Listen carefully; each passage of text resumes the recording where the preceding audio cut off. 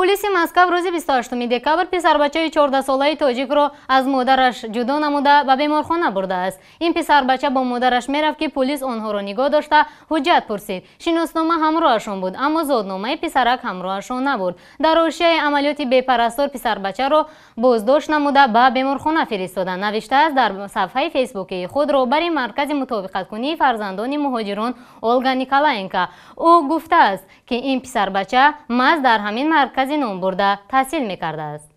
کارمندان شعبه وزارت کارهای داخلی نویه دانیلوفسکی مسکو دعوا کردند که گویا قید موقتی پسر بچه تمام شده است، اما دستیار این مرکز روزنامه‌نگار اندری کاریوی این ادعا را رد کرده در صفحه فیسبوکی نوشته است که حجت‌های نسیم مشکلی نداشتند. یگانه مشکلی که پلیس یافته است نبودن زادنامه‌اش بوده است. الان نسیم را برای تشخیص اولیه به بیمارستان کودکان بردند اما مادرش را به نزدش را نمی‌دهند. او را می‌توانند در بیمارخانه تا 7 روز نگاه دارند. بعدا دختران شاید به خانه بچگانه مراجعت کنند تا به آنجا گذرانند. اظهار نگرانی کردند حامیان حقوق. ربودن کودک از مادر در حاشیه مبارزه با بی‌پرستاری در رویه کشور ما است، گفته است اولگا نیکولاینکا. این بار اول نیست که یک کودک تاجیک از مادرش به زوری گرفته می شود. قبلا در سنت پترزبورگ هم کودک 1.5 ساله تاجیک عمرعلی نظرov را از مادرش گرفته بودند که بعدا گویا در بیمارخانه ففتید، اما جنازه‌اش را تنها بعد 2 هفته به والدینش سپردند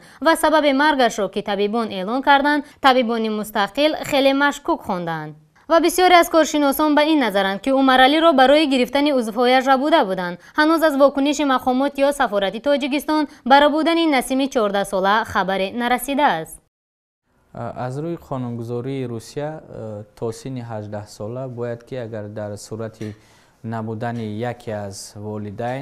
والدین دیگرش باید که برای خود وکالتنامه داشته باشد که از دوم والدین میگیرند و در حقیقت بازداشت این جوان نورسی تاجیک از طرف مقامات پلیس روسیه از روی قانونگیری درست است و چنین حادثه ها خیلی زیاد رخ میدهند، خصوصا حادثه هایی که در شهر سنت پترزبورگ دیدیم که فاجعه آور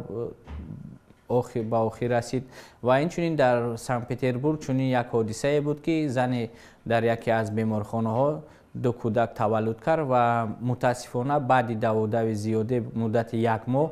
با او یک کودکش رو نشان دادن، گفتن که او مرده است و از کودک دومش هم حتی درکی نیست و گفتنی هستم که کسی از این کار پیگیری هم نکرده ایستاده است و از طرف دیگر یکی از سبب هایی که بسیاری کودکان تاجیکان خصوصا تاجیکستانیان در روسیه با چنین واقعه رخ میدهد و با چنین نارسایی ها میرسند این است که بعضی وقت چنین واقعه میشد که والدین آنها در روسیه از هم جدا میشوند یا که والدین آنها ناپدید هستند و در این صورت بعضی پدر و مادر یک خودسرانه رفتار میکنند، با گفتی تاجیکو یک بلا کرده گفته میگیرن میبرند و در حقیقت از یک طرف میگذارند و در دیگر طرف در میمونند و چنین واقعه خیلی هم در روسیه بسیار میباشند و ما باز شاهد آن شدیم که سال گذشته یک زن شهروند تاجیکستان رو کودکش رو از او جدا کردن و وقتی که او رو اخراج کردن با طرز از بازداشتگاه و در دادگاه درباره کودک او حتی چیزی نوشته نشده بود که او کودک دارد و بعد تلاش های زیادی ما معلوم شد که این زن برای کودک خود همون شهادتنامه رو درست نکرده بوده است و یکی از کارمندان پلیس یک زن